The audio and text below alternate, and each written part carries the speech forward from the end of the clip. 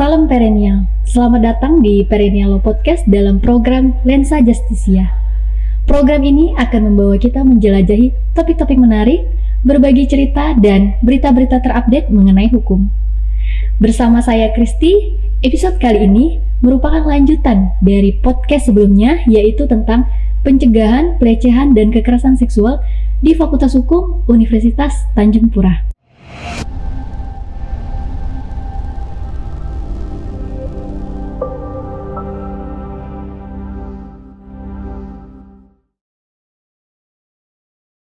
Dalam podcast lanjutan kali ini, kita mendatangkan anggota Satgas dan merupakan alumni mahasiswa dari Universitas Tanjung Pura, yaitu Mbak Zara Wulansari.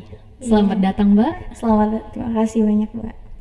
Terima kasih, Mbak, sudah hadir dan ingin berbagi bersama kita di dalam podcast program Lensa Justisia. Baik, kita langsung saja ke pertanyaan yang pertama.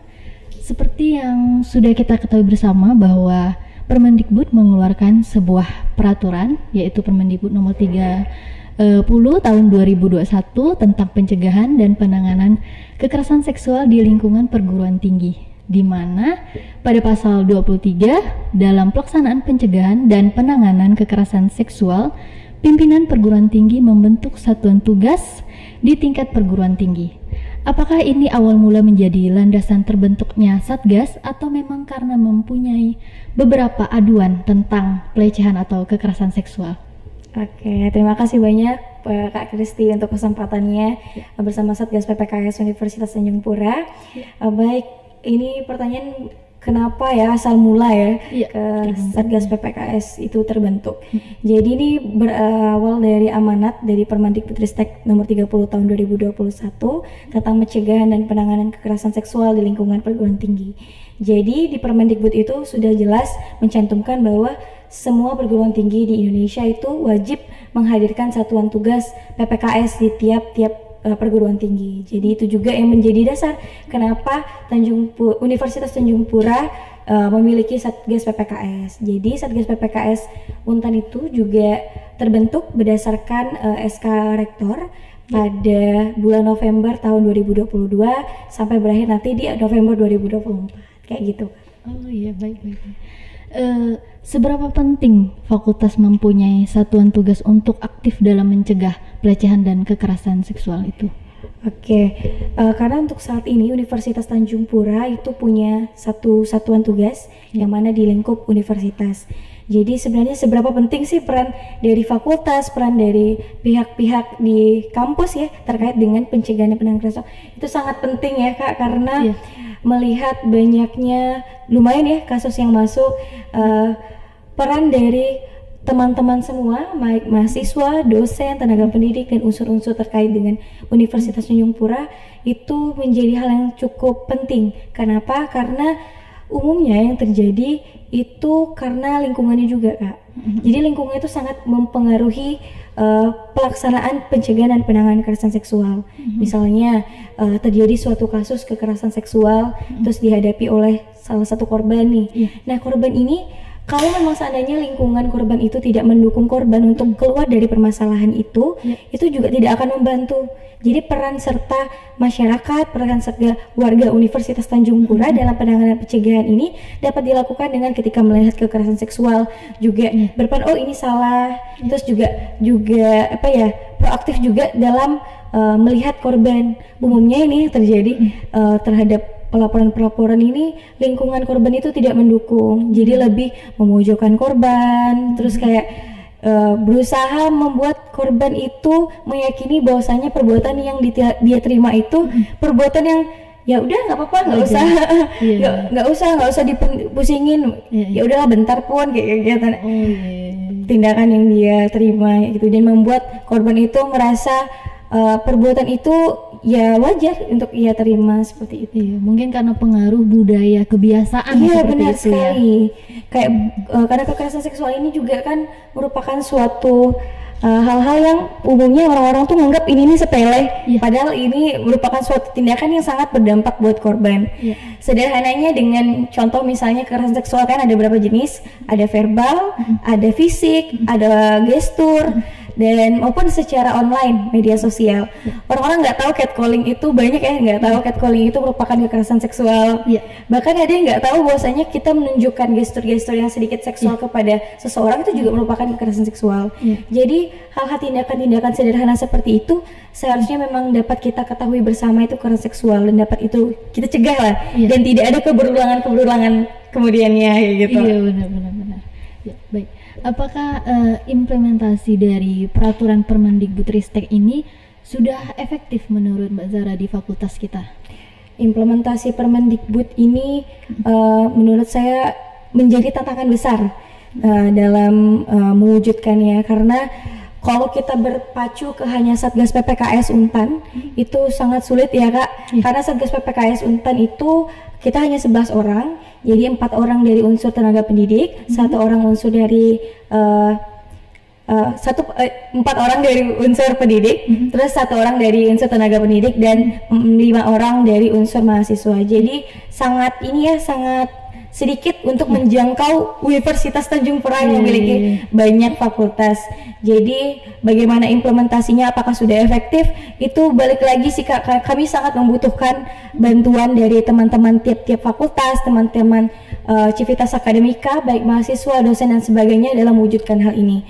Karena sangat menjadi amanat dari Satgas PPKS bahwasanya memang kami hanya menyelesaikan permasalahan kekerasan seksual berdasarkan laporan. Jadi kalau misalnya nggak ada laporan yang masuk ke Satgas PPKS, kami nggak bisa langsung menindak ataupun menangani permasalahan tersebut gitu. Ataupun kecuali ya misalnya hal tersebut langsung terlihat oleh Satgas PPKS.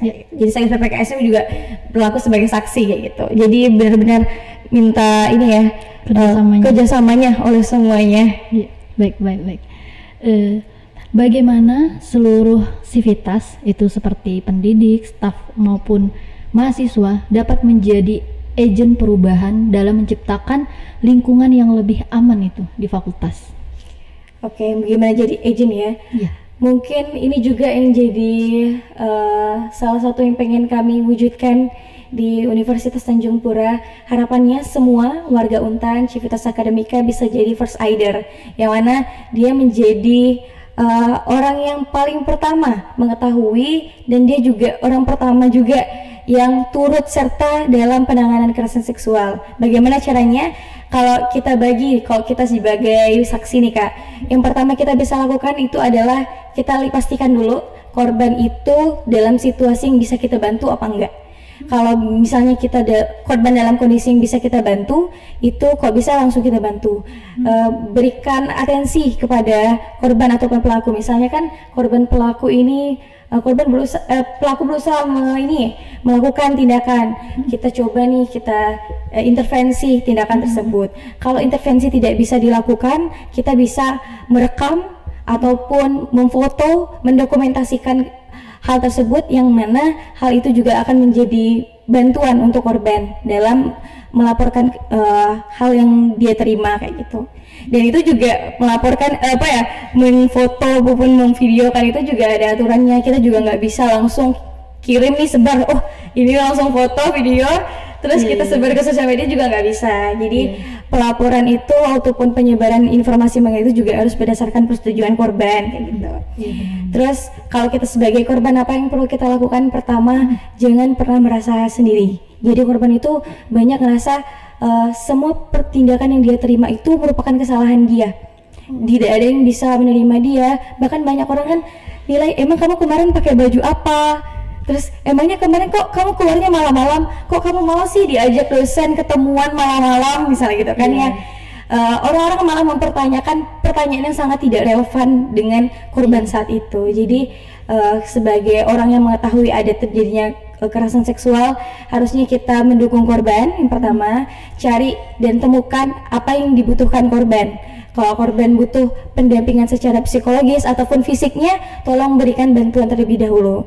Terus kalau misalnya itu terjadi di Universitas Tanjung Pura, tolong arahkan untuk melapor ke Satgas PPKS. Untuk apa?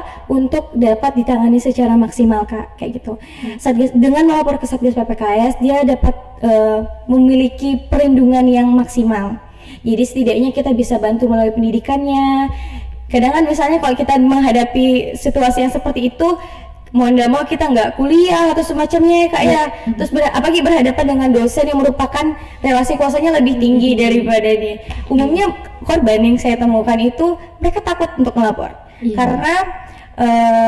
karena tadi misalnya ada yang lebih tinggi relasi kuasanya, entah senior, entah dosen ataupun laki-laki dengan perempuan. Jadi dia takut karena dia ngerasa kayaknya nggak mungkin lah orang percaya gitu. Seperti itu. Terus kalau memang dibutuhkan, Satgas PPKS juga bakal bantu dalam konsultasi dan menghubungkan korban dengan lembaga bantuan hukum terkait. Nah, kita juga kerjasama nih dengan LBH di Fakultas Hukum Untan kayak gitu. Iya, benar-benar. Apakah termasuk membantu korban ke masalah psikologinya atau sebagainya? Iya, jadi kita ada 3 jenis ya Kak bantuan yang dapat kita berikan. Yang pertama bantuan psikologis. Jadi nanti kita arahkan ke berbagai lembaga yang kita kerjasama terkait dengan psikologis tersebut. Jadi kita juga mengajukan rujukan dengan rektor bahwasanya memang ini ada mahasiswa, ada dosen, ada tenaga pendidik yang membutuhkan pemulihan psikologis kayak gitu. Terus yang kedua itu pelayanan fisik. Terkait dengan hal itu kita juga bekerjasama dengan Rumah Sakit Universitas Tanjung Pura. Jadi nanti bakalan kita rujuk langsung ke Rumah Sakit Untan. Dan terkait dengan jika memang pelaku itu dibutuhkan penanganan, dibutuhkan pemberian sanksi yang tepat, itu nanti kita arahkan langsung ke lembaga bantuan hukum agar dapat ditangani oleh pihak yang semestinya seperti itu. Ya, baik Mbak Zara, terima kasih atas sharing dan informasinya sangat bermanfaat untuk kita. Harapan saya, harapan kita semua dan harapan bagi pendengar podcast ini, semoga dengan adanya podcast ini dapat bisa memberikan wawasan dan informasi bagi sivitas perguruan tinggi kita Universitas Tanjung Pura khususnya, ataupun juga bisa bagi perguruan tinggi lain untuk mengetahui bagaimana sih cara pencegahannya dan apa yang harus kita lakukan ketika hal itu terjadi pada diri kita. Dan juga untuk membangun mindset mungkin ya, untuk kita tidak menjadi pelaku seperti itu. Baik, terima kasih atas waktu dan sharingnya. Terima kasih juga.